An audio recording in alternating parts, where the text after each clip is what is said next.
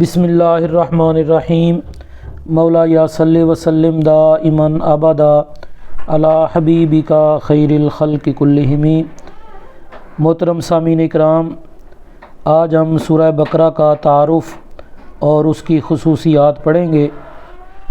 سورہ بقرہ قرآن پاک کی ترتیب کے اعتبار سے دوسری اور سب سے طویل سورت ہے۔ اس سورت میں کل 286 آیات ہیں۔ سورہ بقرہ کا آغاز حروف مقطعات سے ہوتا ہے۔ حروف مقطعات قرآن مجید کی کچھ سورتوں کے شروع میں آنے والے وہ حروف ہیں جن کے معنی اللہ تعالیٰ اور حضرت محمد رسول اللہ خاتم النبیین صلی اللہ علیہ وآلہ وسلم کے سوا کوئی نہیں جانتا۔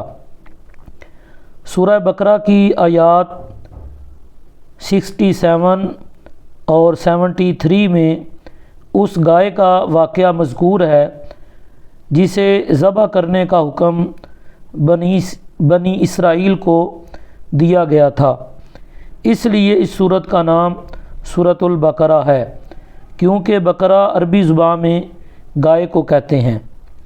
اس واقعہ میں بہت سی حکمتیں ہیں، جن میں سے ایک اہم بات یہ ہے کہ اللہ تعالیٰ انسانوں کے مر جانے کے بعد انہیں دوبارہ زندہ کرنے پر مکمل قدرت رکھتا ہے۔ نبی کریم خاتم النبیین صلی اللہ علیہ وآلہ وسلم جب ہجرت فرما کر مدینہ منورہ تشریف فرما ہوئے تو یہ سورت نازل ہوئی۔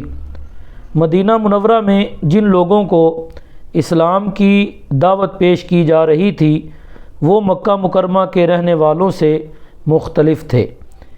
یہاں اسلام کی دعوت جس مرحلے میں داخل ہو رہی تھی اس کی ضرورت اور تقاضے بھی بالکل نئے تھے، اس لیے اس سورت کے موضوعات اور مضامین کا مکی دور کی صورتوں سے فرق بہت نمایاں ہے۔